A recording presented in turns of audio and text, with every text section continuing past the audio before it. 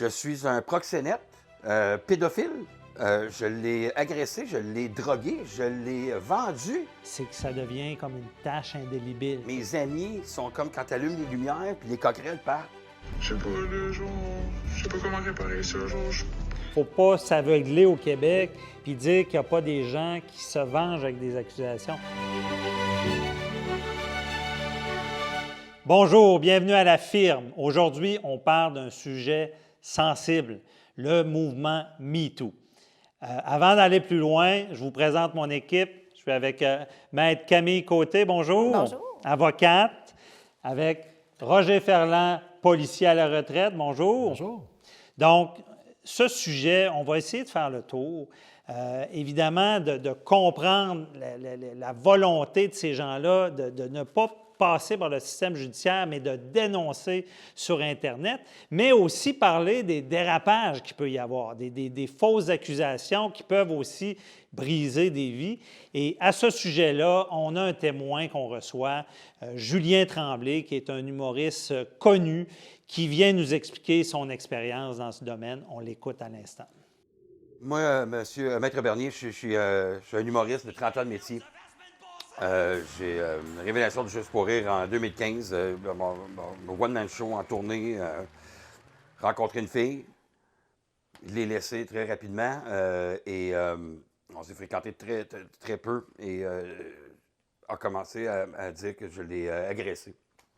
Donc j'ai vous besoin rencontrez cette fille et elle dit là, vraiment que vous l'avez agressée. Agressée, OK. violée, elle dit dans mon industrie à tous ceux qui veulent l'entendre en message Messenger, en appel aux humoristes que je connais, à mes amis ça fait 20 ans, 30 ans, 10 ans que je connais. Mais pourtant, ça, c'est pas connu du public, là. Vous n'êtes Non. pas comme d'autres humoristes là, qui ont eu des déclarations publiques, là. Non, ben, c'est la première fois que vous en parlez publiquement, oui, mais pourquoi? parce que ça suffit. J'ai paralysé longtemps. Mon côté de médaille doit exister. C'est pas vrai ce qu'elle clame, c'est pas vrai. Je suis Mais- innocent. Quel genre de choses qu'elle a... Ce que j'en ai compris, c'est que c'est assez exagéré, là. Je suis un proxénète, pédophile. Je l'ai agressé, je l'ai drogué, je l'ai vendu à d'autres personnes, kidnappé, retenu contre son gré. C'est fou comment il est très manipulateur, sexualité débridée, il couche avec des hommes, il m'a drogué, il m'a obligé à coucher avec un homme une fois que je connaissais pas, mais qui était déjà chez eux. Je le dénigre pas, là. J'ai de la peine pour lui qu'il soit comme ça. J'ai de la peine pour qu'est-ce qu'il me fait. Parce que je suis tellement une bonne fille. Mais c'est comme dans Harry Potter, c'est comme Voldemort. Il nous prend toute notre énergie. Puis après ça, on se retrouve avec rien. Mais est-ce que c'est vrai ce qu'elle dit? L'avez-vous agressé? Je ne l'ai pas agressé du tout. C'est pour ça que j'ai pas peur de publiquement le dire. Un exemple, elle le dit publiquement sur les réseaux sociaux. Et contrairement à d'autres à qui ça peut arriver, où est-ce qu'on déclare, quelqu'un dénonce un humoriste, et puis là, il y en a 9 autres qui embarquent. Moi, à chaque fois qu'elle le mentionne sur les réseaux sociaux, il n'y a personne qui embarque. Ça Vous, existe c'est pas. une personne qui dit des choses. Ça n'a pas été connu publiquement. Pas publiquement, elle l'a dit quand Mais même sur dans les- votre milieu, c'est pour ça que vous venez nous voir, c'est que ça vous barre la route, là. Moi, je suis barré partout. Je suis barré de partout. C'est comme si j'avais la lèpre. Mes amis sont comme quand tu allumes les lumières puis les coquerelles partent. OK? Il n'y a plus personne. On ne me touche plus avec une pôle de 10 pieds. Parce qu'elle est crue, là. Elle est crue dans Elle votre est domaine. crue. Elle est excellente comme victime parce qu'elle dit les bonnes choses. On est plusieurs. On est à peu près une dizaine de filles, ses ex. Je peux pas les nommer. Fait qu'on c'est ça, on est plusieurs. Puis on se demande toutes pourquoi il s'est pas retrouvé dans le hashtag MeToo. Ça joue sur les sensibilités de tout le monde. On est dans une époque où le MeToo, c'est partout.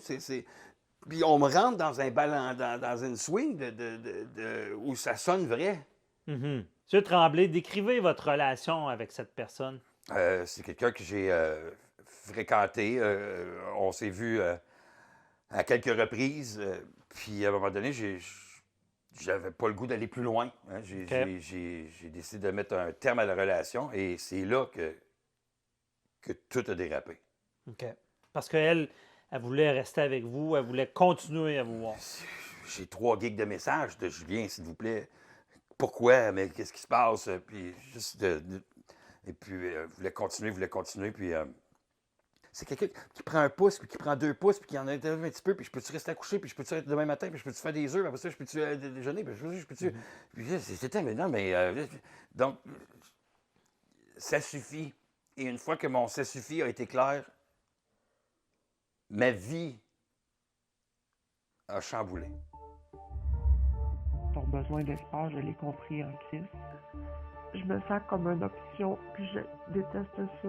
Puis mon sentiment d'abandon, ben oui, il est là, c'est sûr. Ça part pas comme ça se fait juste se travailler. Quand vous vous rendez compte là, que ça commence? Là? Quand j'ai eu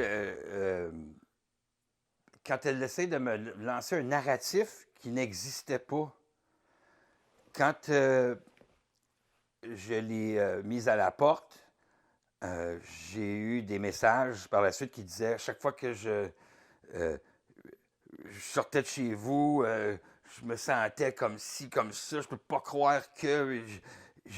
Et que là, elle me parlait de syndrome de femme battue, de syndrome de Stockholm. Et que là, je me dis, de quelle histoire tu me racontes? Mon nom, c'est Julien Tremblay. Te souviens-tu qu'on a écouté 3 épisodes de This Is Us, puis qu'on a mangé 2 spaghettis? Et là, je vois que là, il y a un narratif qui s'invente. Là, là, je suis dans une autre réalité. Là. Mm-hmm. Et 4 mois après, je reçois un appel de la SPVM des crimes sexuels me disant qu'il y avait une plainte qui avait été logée, qu'il y a eu une enquête. Puis là, une enquête.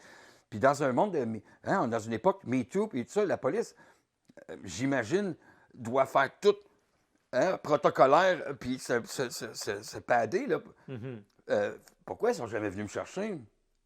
Pourquoi ils ne sont jamais venus me demander une déclaration? Pourquoi est-ce qu'on m'appelle juste me dire que le dossier est clos? Puis qu'ils sont très, très, très compréhensifs à ma situation, puis qu'ils sont... Pourquoi est-ce que...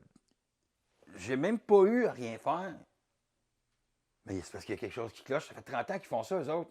Mm-hmm. Il y a quelque chose qui cloche quelque part, là. Bon, ce témoignage est quand même assez accablant parce que, bon, il y a des enregistrements, on va jusqu'à le traiter de pédophile, là, c'est ça que je ne comprends pas, c'est très loin. Également, bien, il dit qu'il a fait que la personne, la dame, aurait fait une plainte à la police et la police ne continue pas l'enquête, elle laisse tomber la plainte. Bon. On va commencer par ça. Là. Qu'est-ce que ça veut dire?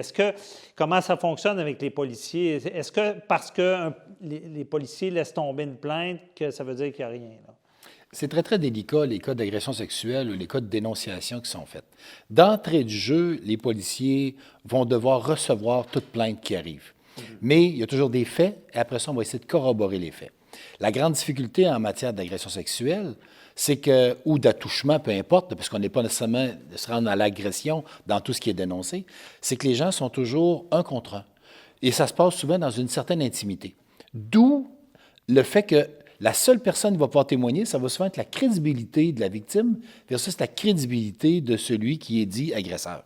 Fait que c'est la partie qui rend ça difficile. Alors, s'il faut que la personne ait déjà se soit emparée des médias sociaux et en donné plus d'une version, bien, il y a beaucoup de choses qui vont être à valider.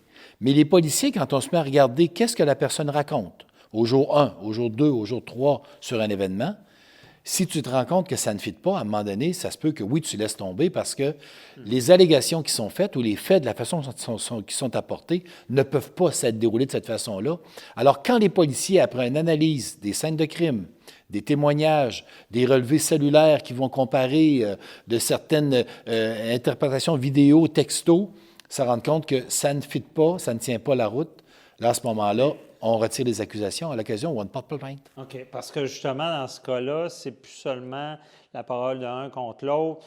il y a des enregistrements, on entend dire à un moment donné, tu vas voir, ou même, on sent certaines menaces. Donc, ça peut influencer d'avoir une preuve qu'on dit circonstancielle. Oui, de se rendre compte, circonstancielle, ou que les gens ont une intention derrière. Ça peut être malicieux à l'occasion aussi de porter plainte, parce que si tu le fais sur la place publique, bien, tu risques très vite de scraper des réputations ou de briser, en fait, une vie d'une certaine personne, peu importe, au niveau social ou au niveau travail, directement à ce moment-là. Fait que ça a de gros impacts que de porter une accusation, d'où l'importance, à chaque fois qu'un policier porte une plainte d'agression sexuelle, le procureur de la Couronne vient revalider par après et rencontre la victime dans tous les cas pour être certain que le dossier va tenir la route et que la personne, on va se rendre jusqu'à l'autre bout. Mais cette grande difficulté-là que ça amène d'amener les témoignages jusqu'au bout a amené sûrement des victimes à se décourager en disant « Moi, c'est vraiment arrivé, je n'aurai pas de témoin, je n'aurai pas de relevé cellulaire, je n'aurai pas de caméra, mais cette personne-là, c'est un salaud et je le dénonce à la place publique. Alors, c'est pour ça que la place publique est devenue maintenant les médias sociaux. Puis c'est facile à atteindre pour un paquet de jeunes en ce moment. C'est tout un processus qui s'est mis en branle. J'y reviens dans quelques instants. Avant, je me posais la question, Maître Côté, parce que, tu sais, le mouvement MeToo, on se dit, coudonc, les victimes qui dénoncent publiquement vont être poursuivies automatiquement en diffamation. Comment ça fonctionne, la diffamation? Premièrement, c'est quoi de la diffamation? Absolument. Donc, la diffamation peut se voir sous 3 situations différentes. Donc, premièrement, des propos qui vont être faux, qui vont venir nuire à une personne. Des propos qu'on devrait savoir faux, qui viennent bien évidemment encore nuire à une personne. Ou encore des propos qui sont vrais, mais qui n'ont pas lieu d'être propagés là, par rapport à quelqu'un. Et que ça va encore nuire. Effectivement, c'est le but ici. Là. Parce que je pense à l'époque, quelqu'un qui avait le sida, on pouvait le juger. Et là, c'est ça, on disait, tu dis quelque chose de vrai, voici la place de monsieur qui a le sida. Bien, ça peut être vrai, mais absolument, mais c'était pas du tout d'ordre public. Là. Absolument, c'était justement, parlons-en. C'est quand l'exception que c'est public ou que c'est légitime qu'on doit en parler? Là? C'est certain que dans le mouvement MeToo, dans le mouvement qui touche tout ce qui est agression sexuelle, attouchement, bon, ça devient quand même large, là, le sujet. C'est sûr que ça rentre dans l'ordre public. Ça va être difficile de venir parler de diffamation si ça s'est effectivement passé, qu'on le dénonce. Puis on a vu plusieurs situations dans lesquelles où il y a eu des dénonciations sur les réseaux sociaux et par la suite, surtout des gens connus, il y a eu plusieurs autres personnes qui sont venues corroborer, qui sont venues expliquer leur propre situation, leurs propres événements, leur propre vécu. À ce moment-là, c'est certain que, bon, selon moi, là, cette dénonciation-là était d'ordre public et que ce soit sur les réseaux sociaux, ça avait lieu d'être. Là. Bien, c'est ça. Des fois, ça part avec une personne. Puis c'est certain que de dire que c'est faux quand plusieurs... C'est sûr que le groupe vient mettre du poids dans absolument. Puis ce qu'on a vu souvent aussi, c'est que les victimes venaient un peu reprendre leur pouvoir. Là. Je sais que, bon, c'est pas une situation que j'ai vécue personnellement. Par contre, je peux très bien m'imaginer des situations dans lesquelles on peut être inconfortable, dans lesquelles on n'a pas voulu être, dans lesquelles on s'est senti inférieur parce que la personne qui venait atteindre notre intégrité avait du pouvoir sur nous, avait, bon, une certaine prestance. Puis cette façon-là de dénoncer publiquement venait faire en sorte qu'on venait un petit peu reprendre là, notre pouvoir. Est-ce qu'à l'époque, les policiers, pour avoir la vérité, cherchaient à confronter un peu plus, puis que c'est ça qui devenait difficile? Bien, c'était beaucoup plus coercitif avant, tout à fait, dans les façons d'intervenir. Maintenant, on prend le temps d'écouter, de recevoir, et tu écoutes la version du début à la fin, et après ça, on essaiera d'analyser, voir si tout fit. Et par après, on reprend souvent par segment chacune des étapes pour aider la personne à se rafraîchir la mémoire de façon plus exhaustive de l'histoire. Mais quand la personne a compté plus d'une version, là, maintenant, ça devient difficile. Alors ça, c'est l'autre difficulté dans laquelle on a. Mais avant, on disait tout le temps que ça prenait d'énormes... qui va être témoin, qui va venir raconter. Alors souvent, il n'y avait pas de témoin.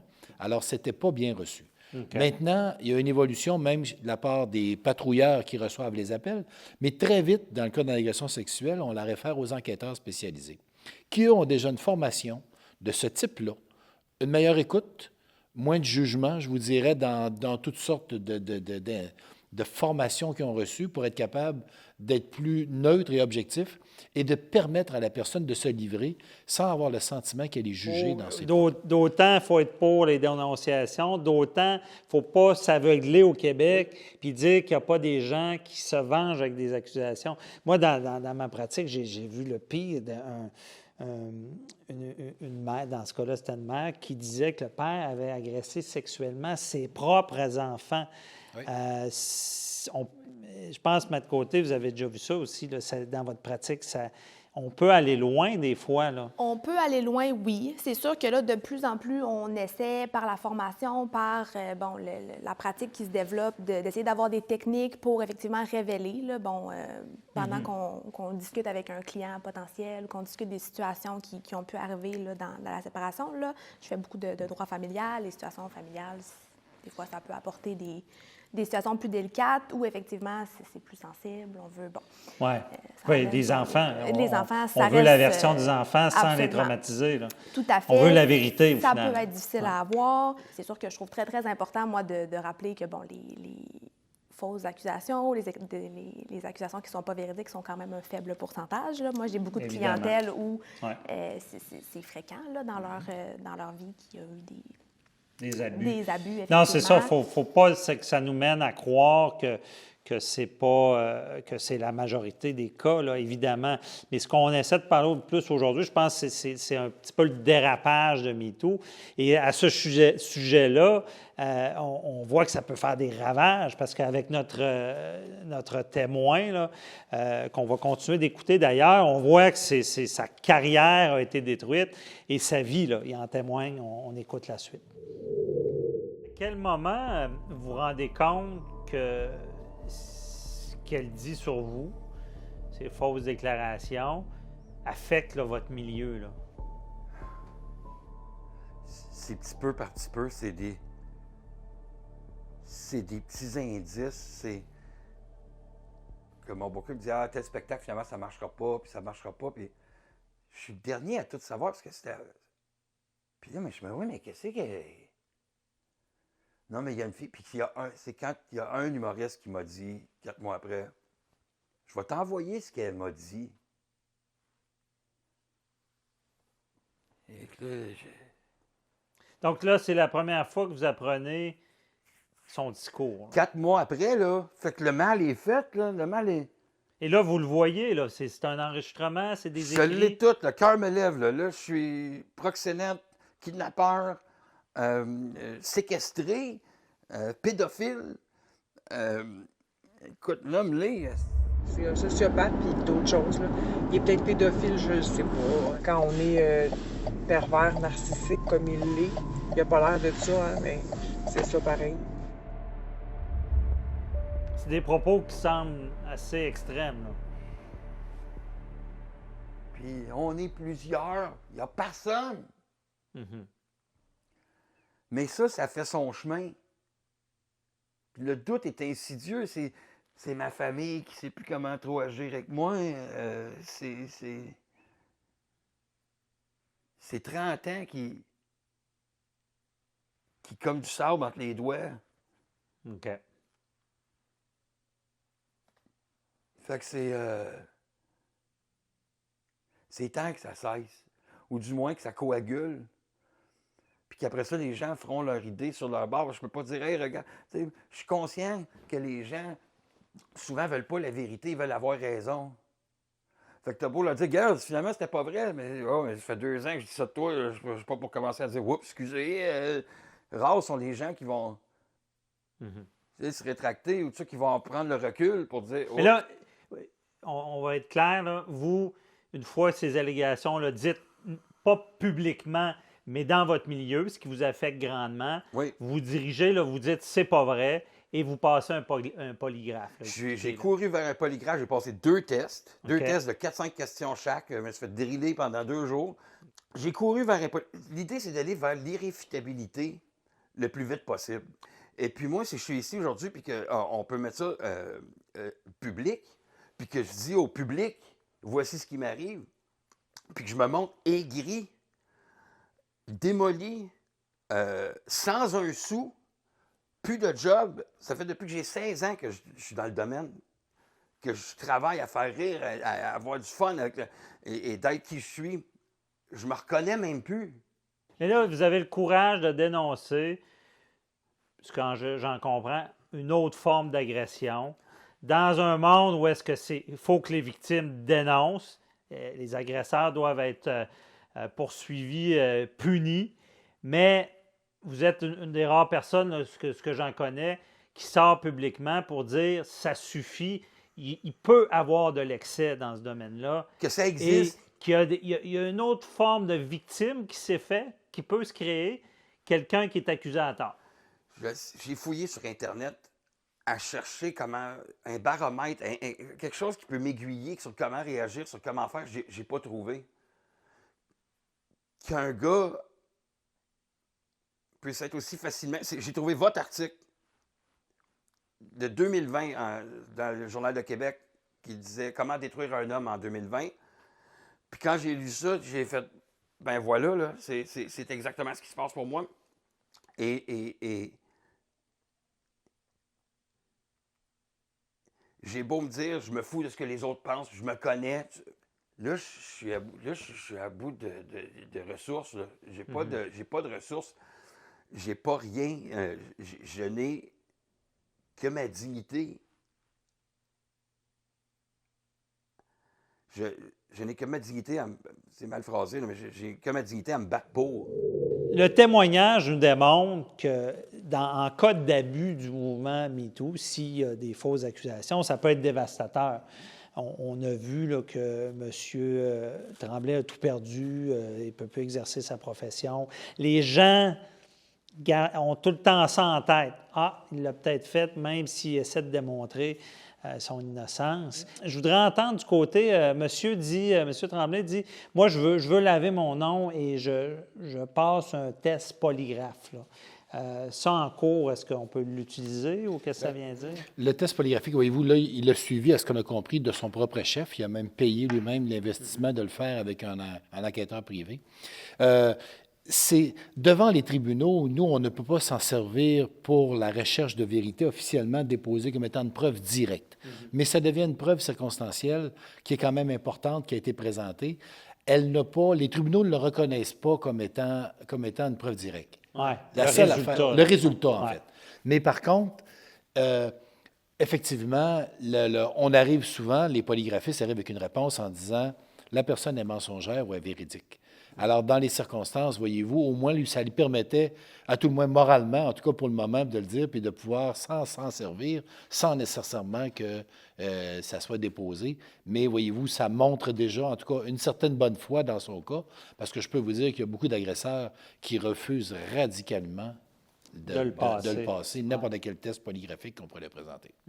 Parce qu'à l'entendre, on voit que l'effet qui peut être dévastateur de MeToo, c'est que ça devient comme une tâche indélébile. Tout le temps, quelqu'un qui pense que... Et les gens fuient. Il dit dans l'entrevue, là, on dirait que les gens ne me touchent pas avec un bâton de 10 pieds. Là. Donc, c'est cet effet-là.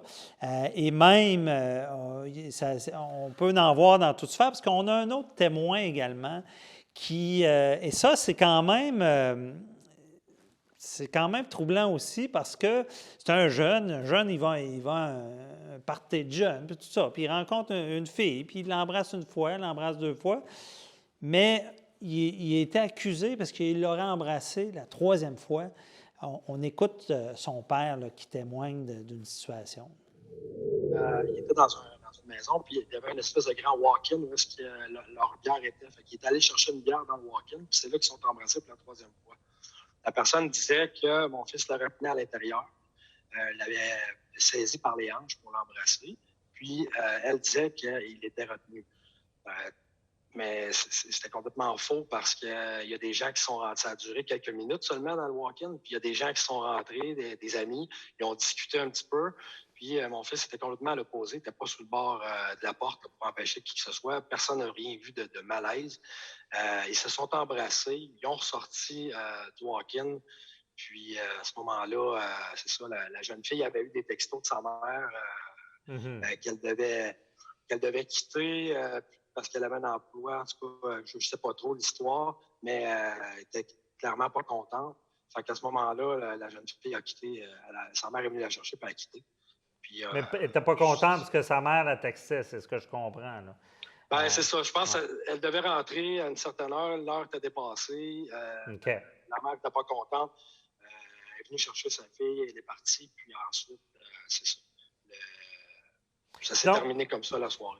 On se pose beaucoup de questions. On se pose des questions pourquoi il y a des accusations, des enquêtes policières. Mais dans votre dossier, à un moment donné, vous vous rendez compte que la victime a menti, là, puis vous en avez la preuve. Là. Exactement.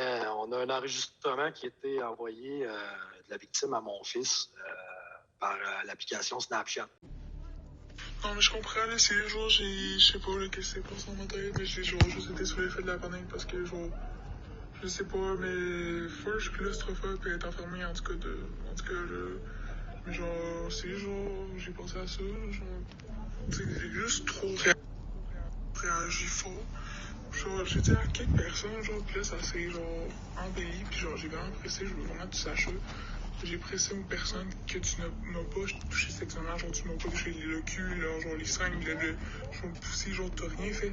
Puis je l'ai vraiment pressé au monde, mais c'est juste que, à l'école, c'est du bouche à oreille, que ton gars du monde, il rajoute des affaires, là. Mais, je sais pas, là, genre, je sais pas comment réparer ça, genre, je sais pas, je sais pas quoi faire, c'est pour ça que jeudi, je m'envoie, genre, mon TSPO, genre, qui essaie de m'aider, genre, à trouver une solution. Puis au pire, tu viendras dans le bureau, là, genre, puis on en parlera avec lui pour trouver une solution parce que je suis comme désolé, puis genre, je me suis dit, genre, que j'ai, genre, trop réagi, puis je suis en train de scraper, genre, la vie à quelqu'un limite, là. On se rend compte dans le dossier que la jeune fille dit « c'est allé trop loin, je ne voulais pas que ça aille là ». Bon. On va élargir, évidemment, encore une fois, quand il y a des allégations, il y a des accusations, il y a des enquêtes. Est-ce que, justement, la personne impliquée peut retirer ça puis que ça s'arrête ou comment ça fonctionne du côté devant les tribunaux? Non, c'est ça. Effectivement, là, le processus n'est pas nécessairement aussi simple. S'il y a eu une plainte qui a été formulée, s'il y a eu des accusations qui ont été posées, même si, finalement, on se dit, attends un peu, là, c'est allé un petit peu trop loin, c'est pas nécessairement jusque-là que je voulais aller, je retire ma plainte. Ça ne veut pas nécessairement dire que les accusations tombent. Bien, le DPCP peut continuer. Absolument. Ça, c'est l'effet Stockholm, là, la victime qui revient. Absolument. On est tout le temps inquiet. Là. Donc, le DPCP peut décider de son propre chef, malgré qu'il n'y a plus de plainte, de continuer. Absolument. Okay. C'est sûr que je me doute que probablement que s'ils n'ont plus de témoins Bien, c'est ça. témoigner, ça peut être peut-être un petit peu plus difficile. la parole d'un contre l'autre, ton témoin ne veut plus venir, ça peut tomber aussi. Ouais. Côté policier, dans l'enquête, on voit que la présumée victime tend à se retirer. Comment on analyse ça? Bien, voyez-vous, déjà, en partant, les tribunaux au niveau jeunesse ont déjà protégé beaucoup l'identité des jeunes. Alors déjà, en partant, on protège l'identité, on essaie de ne pas les donner. Souvent, on les met par des initiales seulement. Mais par après, quand ça arrive, souvent, là, ils vont regarder si ça mérite de l'incarcération ou des processus de déjudiciarisation. Puis très souvent, on se rend compte que quand tu te mets à réanalyser ça sur un autre angle, bien, ça aurait pu arriver peut-être à plein d'autres personnes. Alors souvent, ils procèdent souvent en déjudiciarisant, justement. Okay. En enlevant ça, là, justement, de l'accusation qu'on essaie de rapprocher. Qu'on amenait rapidement devant les tribunaux. Là, on essaie de regarder, est-ce qu'il y a des mesures de réparation qu'on peut faire, autres, qui vont amener les mêmes résultats? Est-ce qu'il y a un aspect éducatif? Parce que c'est important. Je pense qu'on a toutes fait des erreurs lorsqu'on était jeune, des erreurs de jeunesse. Certaines ont fait plus graves, d'autres moins graves. Mais l'important, je pense, c'est de ne pas les répéter. Et c'est pour ça qu'en matière jeunesse, souvent, on te permet d'avoir la première occasion. On va brûler souvent, j'appelle ça comme ça, la dernière chance au tribunal. Mais il faut quand même que tu ailles devant le tribunal. Mais après ça, c'est la récidive qui devient problématique. Mais on essaye beaucoup, puis je trouve ça très bien quand même, de ne pas nécessairement engager une procédure devant les tribunaux, nécessairement pour toutes sortes d'infractions qui seraient rapportées. On ne veut pas créer des criminels, on ne veut pas judiciariser des dossiers qui pourraient l'être autrement, surtout quand il n'y a pas d'antécédent ou de récidive. Là. ça fait le tour, je pense, pour ce sujet. Évidemment, c'est deux aspects. Bon, dans le côté gauche, on voit que les victimes veulent dénoncer, et c'est sûr qu'en tant que juriste, en tant que policier, on favorise aller voir les policiers s'il y a quelque chose. Il faut quand même passer par le système. C'est plus sécure. On risque moins que la procédure déraille, parce que des fois, de dénoncer ça sur les médias sociaux, ça amène des problèmes. Et dans l'autre côté, non le moindre, côté droit, ici, bien, des accusations vengeresses sont dévastatrices. C'est dommageable. Il faut être prudent. Il faut être pro-victime parce que tout le monde veut qu'il y ait des dénonciations, mais faisons attention et ne faisons pas non plus l'autruche pensant que ça n'existe pas. Vous vivez des situations à la maison, vous avez des questions juridiques, appelez-nous, notre boîte confidentielle sur lafirme.tv ou écrivez-nous. On va tenter de répondre à vos questions ou d'aborder un sujet qui vous intéresse. Pour notre part, on se retrouve la semaine prochaine pour une autre émission.